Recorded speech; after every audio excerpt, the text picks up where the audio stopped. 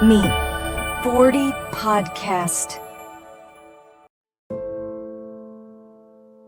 Hi, it's me again. How's it going? Today I'm going to sit and chat with Lily, a friend who lives in the same neighborhood. She's also a total stay-at-home mom, and she also has a very trendy side hustle, authoring children's ebooks published on Amazon, which is great. Thank you for accepting my invitation and discussing today's topic. Let's get started. Hello everyone, I'm Lily. Thank you for your praise of my books. I will try to write more. I'm ready to listen to today's topic, so hope it will motivate each of our beautiful women. I'd like to begin today with something sincere. I really love my family. My husband is loved and always thinks about family. My kids are so adorable and obedient. They're my biggest pride, truly. You say that with such a calm smile. But I feel like there's a but coming. Yeah, there is. Because sometimes when I look back, I feel a little ache in my chest. A feeling of loss of confidence crept into my mind. Just a small one. But it's there. I wasn't always this slow-paced person. I didn't know you were ever so active. It's surprising. What were you like before? I was lively, curious, full of energy. I had a degree in interior architecture. I worked in a few design companies, had kind colleagues, fun lunches, creative deadlines. I used to think in colors, layouts, and concepts. Life at that time was full of enthusiasm, positivity, and stress for me, but integration with society. That sounds like a whole different version of you. Really curious about the next things you tell me. It really does, doesn't it? Then marriage happened, motherhood happened, and honestly, I enjoyed it. I still do. Being a wife, being a mom, it's meaningful. But somehow, I feel like my mind slowed down. And when you meet your friends? I rarely see you go out to meet friends. Before, my head was full of ideas, job titles, and how to arrange the spaces. Creative thoughts and color combinations and design languages are always present. Confidence when presenting a project, feeling successful when gaining customer approval. Is like that. Now it's full of bills, grocery lists, school fees, electricity payments, future worries, family budgets. Very practical things. Important things, but not very, shiny. Like me. Sometimes meetings with them are hours of boasting about achievements and whining about work. But have you ever felt jealous of them? I don't see my friends often.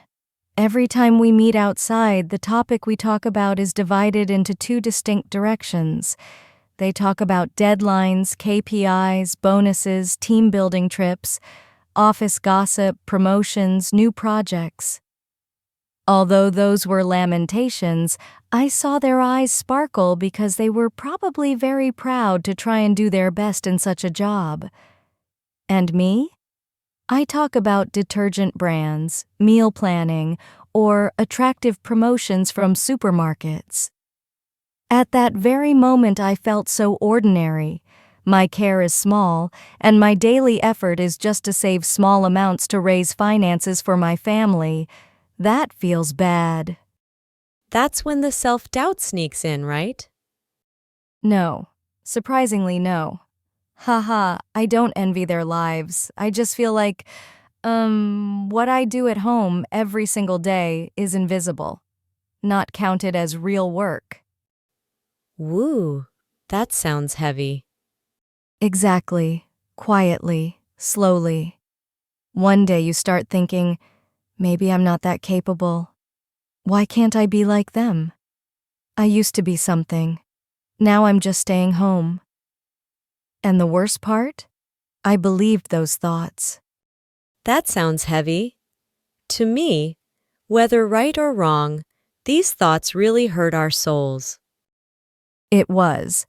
Until, don't laugh at me, but I started reading psychology books and books about mindfulness, meditation. They really are, especially for women who stay in familiar, small spaces every day and feel like they have no one to talk to. I read slowly, I reflected, and I realized something important. You know, Lily, no one in this world is the same.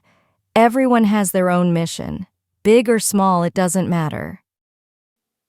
So, how do you define important now? If you're doing your part well, and you feel engaged, and you feel peaceful while doing it, then it is important. Let me ask you something, Lily. If you disappeared tomorrow, how would your husband and children feel? I think they're not just worried. I don't know. I think they would feel lost. Exactly. So how can that role be nothing? And you know what else changed my perspective? That's when I'm watching movies. Different stories, different lives. I notice this one thing. No matter who they are, where they live, how successful they look, everyone wants the same thing.